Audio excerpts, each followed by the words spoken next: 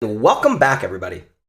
So in the last few sections, I know we didn't work off of our main application because we were mostly implementing in different features that can challenge the existing solutions of React Redux inside of our main e-commerce platform by testing out Context API and then switching over to GraphQL and Apollo client. So it's actually been a while since we've worked on our main application. But now that we've finished those tangential sections where we've really deeply explored other alternatives to the React Redux architecture that we already currently have, it's time we come back and start rounding out our application with the last 20% that gives our application that extra oomph. Now, these things might not actually be any features at all.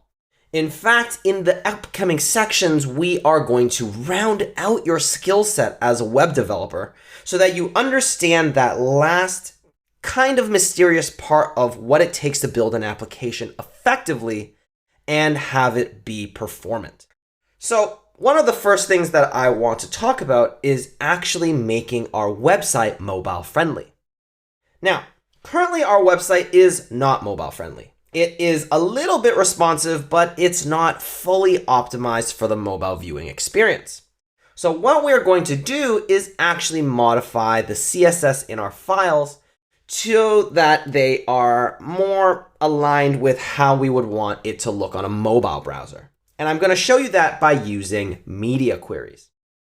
Now, before we actually dive into the code of writing our media queries, one of the main things we have to think about is actually how do we make sure that we can view our application inside of a mobile environment.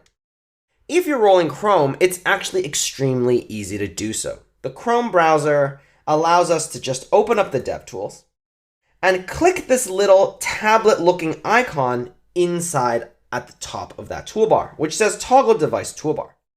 If you click this, you'll actually see your mobile web view be your main view now, where your browser was before.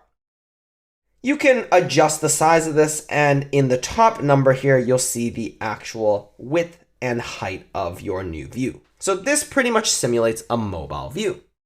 So this is the main way that we are going to use it to see what it is that we are actually going to have as the mobile version of our web application. Now that we have this, we are going to start leveraging these media queries to modify our code to be more mobile friendly. So let's go back to our application. One of the first things that we need to do is actually change this final app.css file over to style components.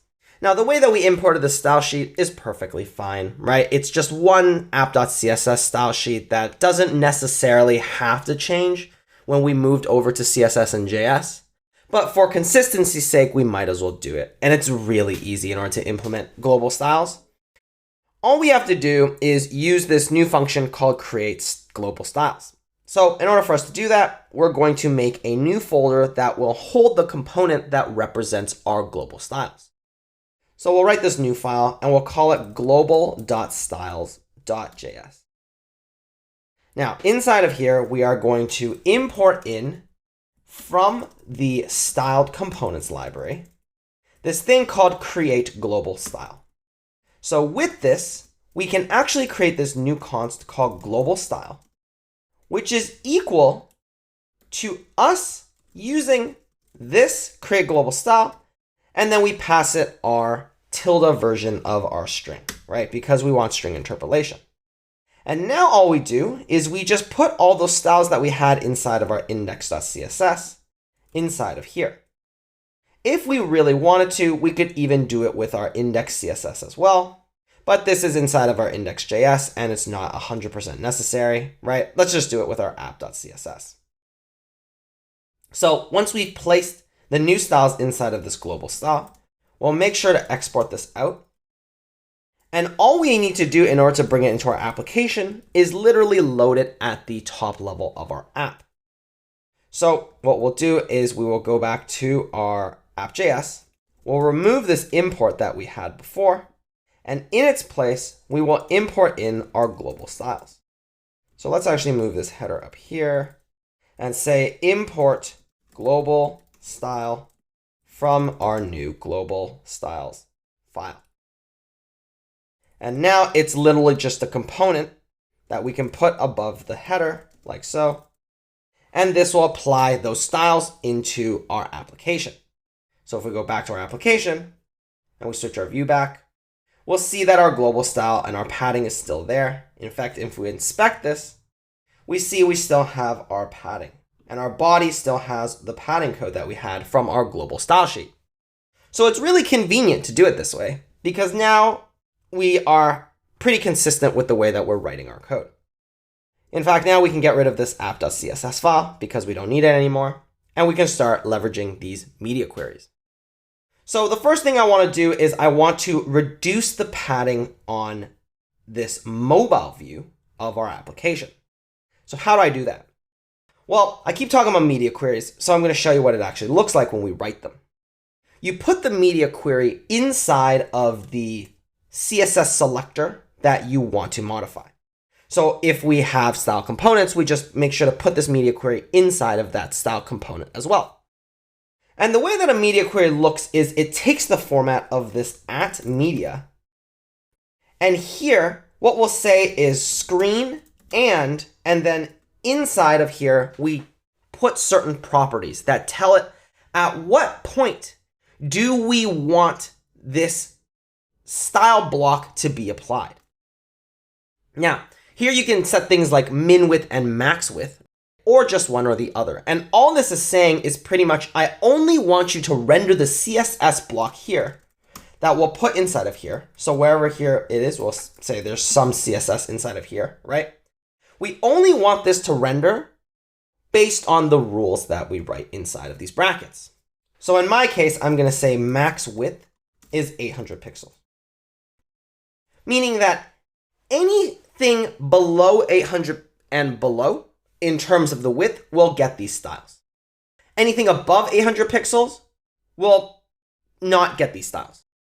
So our body styles will be applied, but then these media screen max width of 800 pixels, this block of CSS that we're about to write, is going to be applied as long as the window's width does not exceed 800 pixels.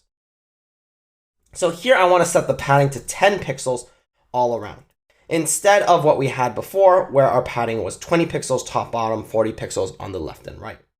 Now if we save and we go back, we see that our padding has shrunk. Now we only have a 10 pixel border padding around the body. So that is our media query. Now, I'll link a resource for you guys to see other media queries that you can write because there's so many, right? This is literally just the pixel amount that I chose to dictate. Because I find with iPhones, their pixel count based on the new Retinas is a little bit challenging, so that sometimes the amount of pixels that you think it might be a little higher. I find that most browsers do not have a width smaller than 100 pixels.